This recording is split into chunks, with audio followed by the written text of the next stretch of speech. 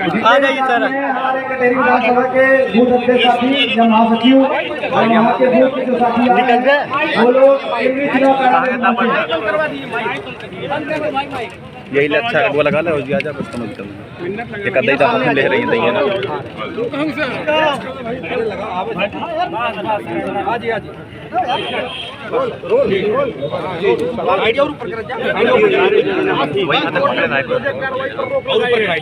अधिकारी जज न बने। कोर्ट ने सरकार को उसकी औकात दिखाई।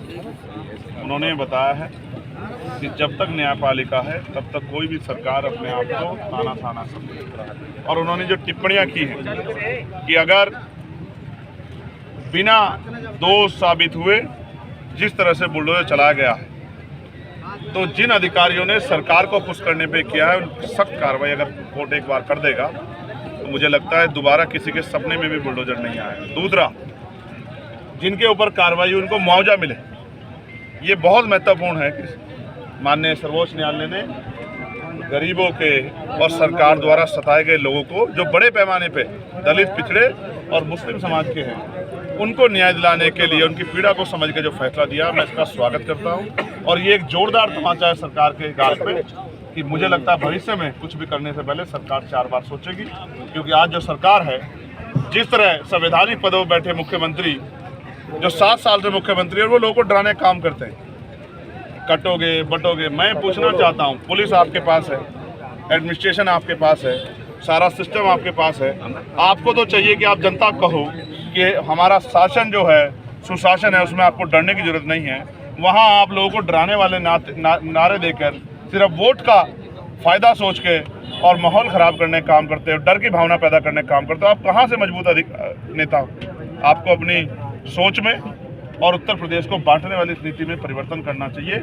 आपको याद होगा कितनी अच्छी कानून व्यवस्था है कि एक भारतीय जनता पार्टी के विधायक के गाल पे जो जोरदार तमाचा पड़ा था वो 10 दिन बाद भी FIR के रूप में तब्दील नहीं हो पाया था। जब बहुत आलोचना हुई और मुख्यमंत्री जाके मिलना पड़ा, तब जाके पिछड़े वर्ग के लोगों को सिर्फ ये बताने के लिए कि कार्रवाई होगी, तब जाके एक FIR दर्ज हुई। छात्र आंदोलन कर रहे हैं। देखिए, मैं उनका समर्थन करता हूँ और आप जानते हैं मैंने मंच से भी कहा कि मैं जाना चाहता हूं उनके बीच में, लेकिन सिर्फ एक मजबूरी है कि भारतीय मीडिया का जो चरित्र है उससे मैं पूर्ण रूप से वाकिफ हूँ। 10 मिनट लगेंगे उनके पवित्र आंदोलन को राजनीतिक आंदोलन साबित करने के लिए मीडिया को, जबकि ये कड़वा सच ये है कि 2 दिन से आप और मैं इंसान है, हमारे घर में बहन बेटियाँ हैं, वो बच्चियाँ वहाँ सड़कों पर बैठी हैं, वो बच्चे बैठे हैं सड़कों पर और वो हमारे परिवार के बच्चे हैं। उनके मन में पीड़ा है, उन्होंने 4-4, 5-5 साल तैयारी की है जिस तरह से नॉर्मलाइजेशन को लेके, और 2-2 शिफ्ट में जो पेपर कराने की बात जो है बोर्ड कर रहा है, आयोग कर रहा है, उसके लेके जो उनका विरोध है वो सही है। मैं भी ये मांग करता हूँ, जैसा जब सरकार कहती है केंद्र की 1 नेशन 1 इलेक्शन, कि हम इतने ताकतवर हो गए हैं कि एक ही दिन में पूरे देश में चुनाव करा सकते हैं और सारे तरह के चुनाव करा सकते हैं, तो 1 डे 1 शिफ्ट में उन बच्चों का एग्जाम क्यों नहीं करा सकते? और आप ये भी कह रहे हो कि हम फेयर करा देंगे और 41 सेंटरों पे करा रहे हो पेपर, तो बाकी 34 सेंटर के आपने पहले से तय कर लिया कि उन पे गारंटी है कि उन पे नकल होगी होगी, इसलिए आप वहाँ उनमें परीक्षा नहीं करा रहे। आप तो कहते थे अपने मैनिफेस्टो में 10 किलोमीटर के अंदर परीक्षा कराएंगे, अब क्या हुआ मैनिफेस्टो को? ये रोजगार नहीं देना चाहते, ये युवा विरोधी सरकार है और युवा विरोधी सरकार को युवा आने वाले समय में वोट की चोट से सबक सिखाएगा। मुझे इस बात का विश्वास। अब जातिगत जनगणना पे एक टिप्पणी आई है कि इसमें जाति का कॉलम नहीं होगा।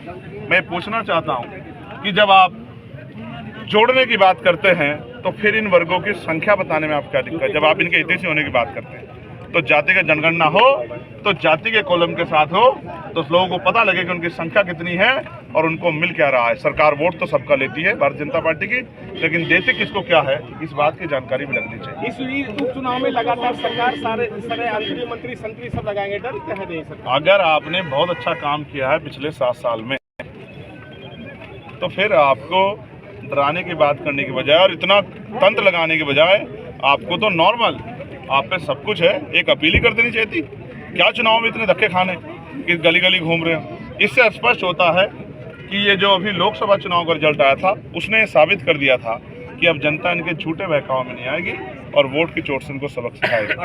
सर, अम्बेडकर नगर को बसपा पार्टी ने बनाया है, नहीं डालने दिया जाएगा। अखिलेश यादव को डर सता रहा है तो लोगों को सिर्फ उनको नहीं, मैं अभी कुंदरकी होके आया हूँ, और मैंने बाकायदा वीडियो जारी किया। आपने देखा, मैंने दिखाया कि क्या था वहाँ। पुलिस निर्वाचन नामावली को लेकर गांव में घूम रही थी। अब आप बताइए कि पुलिस निर्वाचन नामावली को लेकर गांव में घूम के क्या करना चाहती है? और मैं बताता हूँ क्या कर रही थी। पुलिस ये कर रही थी कि वो लोगों को ये कह रही थी कि आप चाहे कहीं भी चले जाओ, लेकिन वोटिंग वाले दिन यहाँ नहीं रहना। अगर यहाँ रहोगे तो हम आपके साथ सख्ती से पेश आएंगे, क्योंकि हम सरकार को जिताना चाहते हैं। उसके साथ साथ जितने डीलर हैं, प्राइम मिनिस्टर की जो योजना है, राशन वाली जो योजना, उस योजना के अंतर्गत जहाँ राशन लिया जा रहा है, उनसे डीलर जो है उस पर दबाव है। वो डीलर जो है आधार कार्ड और पहचान पत्र जमा कर ले रहा है और उन लोगों को कह रहा है, लाभार्थियों को, कि ये चुनाव बाद मिलेगा। आप ये सोचिए, वो वोट किस चीज़ से डालेंगे? कल वो वोट डालने जाएंगे, वो कहेंगे आप पे आधार कार्ड नहीं है, आप पे पहचान पत्र नहीं है।